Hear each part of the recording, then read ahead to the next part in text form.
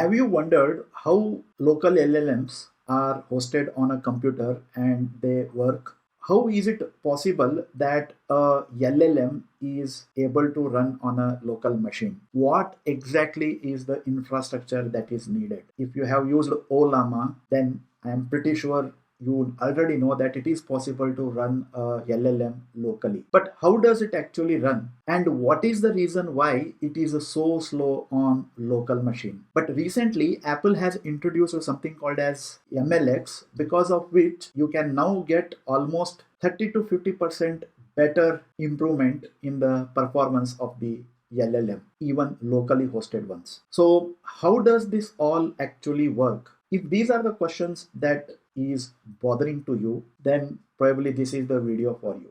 If you think about it, when you download a model from the Ollama, it starts as a file on your disk. Inside it are billions of learned numbers. We call those numbers as weights. When you ask it something, those learned numbers have to be available to the part of the machine that is doing the actual work. That trip to the computer is the thread we will follow. First, it breaks down your prompt into small pieces so that it can work with it. Those pieces are called as tokens, which in common parlance is actually called as tokenization. Next, each piece becomes a list of numbers. The conversion is called as embedding. Now that number list meets the learned weights. A heavy calculation is done, which is basically a matrix multiplication, and it combines them to score what could actually become a next token. For those scores, the model chooses one next token, maybe a word or maybe part of that particular word. Then it does the same loop again for the next piece and again for the another next piece. So the question is not just how fast the chip can calculate, it is where those weights actually sit, because the loop needs them again and again. So when I say a compute, that single compute actually hides two specialists, a CPU and a GPU. In usual layout, each has its own memory, and this bus is the connection between them. First, the model weights make one large move into the GPU memory. It is lot of data, but it happens once when the model actually loads. Now the model is generating. The GPU sends back the scores so the CPU can pick up the next token. That choice is basically called as sampling. The packet is small, but watch the counter. This is not one trip at startup. It actually happens continuously every time you need to get a new token for your answer. Put these side by side, one big load once and one small round trip over and over again. To understand why that second trip exists, we need to look at why the memories were actually split in the first place. Two memories are not by mistake. The CPU and GPU are actually built for different kinds of work. So the usual design gives each one memory suited to its own job. The CPU constantly jumps between the lots of small unpredictable tasks. Its side is good at quickly reaching scattered pieces of data. The GPU does the same kind of math across huge batches at once. Its side is built to keep the big streams of that work moving around. Different jobs, different memories, and only this narrow link between them is the toll bridge. Every crossing adds time whenever you are trying to move the data between the CPU and GPU across this particular toll bridge, which is basically a memory bus. This design works because it assumes the CPU and GPU must have different pools. But what if both chips could use the very same space? Why are we saying this? We just saw why a typical PC has a bridge between two memory pools. Apple Silicon starts from a different layout. Here, the CPU and GPU and memory share one pool instead of separate RAM and VRAM. That setup is basically called as unified memory. That is what we keep hearing whenever we hear about Apple Silicon. Both chips now reach the same bytes in that particular pool. There is no second copy that has to cross bridge before the CPU can use the data. Ollama, that is earlier's llama.cpp metal path, was designed around these separate two sites. It assumed that there were two separate CPU and GPU memories. But however, on the Apple Silicon, on this shared pool, that design can still stage the data unnecessarily, and it can still try to move the data across the CPU and GPU constantly, even though the memory is unified. This is how it used to work in the old llama.cpp implementation, because it assumed that it was working on a machine where they had separate pools of CPU and GPU. You might actually think that moving the data between the CPU and GPU might not be taking too much of a performance hit, but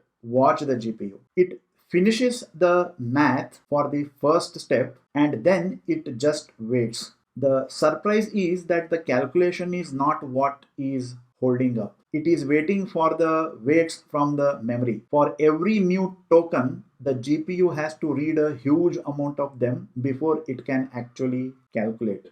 The gauge makes the problem visible. The data channel is busy while compute sits idle. This is called as memory bound, like a fast worker waiting for a slow conveyor belt. Now add earlier handoff to that particular already busy conveyor belt. The old path puts one extra avoidable move in front of real work for every token. Remove that step and each token's path becomes much shorter. A tiny saving repeats across an entire answer. So, is there an engine that is built to skip it, that is copying the data between the both? Yes. And that is MLX. That engine is called as MLX. It is Apple's framework for this shared memory style of hardware. Ollama can use it for its MLX supported models. This is not replacement for llama.cpp. Ollama keeps both the paths. On eligible 32GB plus Apple Silicon Max, supported models can actually use MLX. By avoiding unnecessary movement on the shared pool, MLX leaves more memory channel for the real job, that is reading the weights actually. The other two checks reduce overhead around each token. The MLX combines small GPU jobs into bigger ones and keeps the next token choice on the GPU. Ollama measured this switch at 58 to 112 tokens per second, roughly 2 times faster. But another question remains: how much data is inside each trip? For every new token, the GPU has to read a huge number of weights. So making each weight smaller means less data for memory to deliver. This one number goes from 16 to 4, that is 1/4 of the data.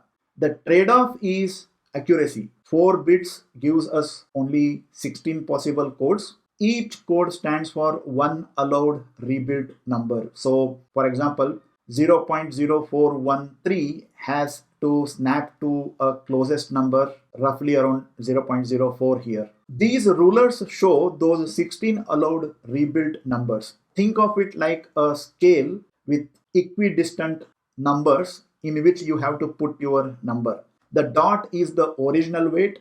A tick is a number the 4-digit code can represent.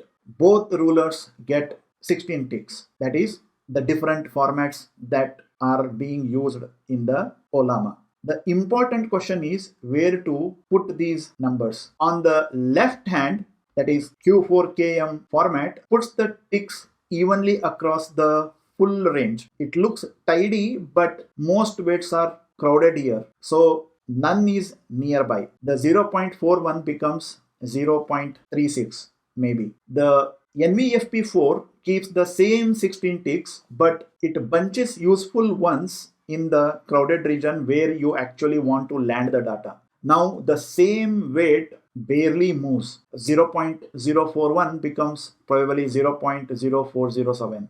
same 4-bit packet, only the mapping is a bit smarter. That is why these two formats matter. NVFP4 rebuilds a value closer to original. The same compact trip, less information lost. And this is the model level payoff, not just one example dot. In Ollama's Gamma 4 412B evaluation, NVPF4 had about half the quality loss of the older 4-bit format at the same compact size. So let's step back from the chip for the moment. Serious AI used to mean sending the job to data center. Now your own Mac can keep some capable work local. This is not the end of the cloud. The biggest models still belong there in many cases, and even Apple uses private cloud systems. Local is another option, not a replacement. Where does the local fit? The gains are immediate. Your data stays with you. There is no network weight. It can work offline, and there is no per token bill. Here is the chain. It is memory bound. Unified memory drops the copy, smaller and smaller weights, and that gives us almost 2 times performance on a MLX. So next time when you are working with locally hosted LLMs using Ollama, flip on the MLX on your Mac machine if you are using a Mac machine. Right now it only works with Mac machine on a unified memory Apple Silicon chips. And most probably if you have upgraded your Ollama on your Apple Mac machine, it might have already enabled this capability. So I hope now you have a much better idea as to how this locally hosted LLMs work and why the MLX is a game changer, especially if you are owning a Apple Silicon Macs. I have tried it. I am already seeing a much better performance when compared to the earlier locally hosted LLMs. So thanks for your time. That brings us to the end of this particular video. Don't forget to like, comment, share the video and subscribe to the channel. Take care. Bye.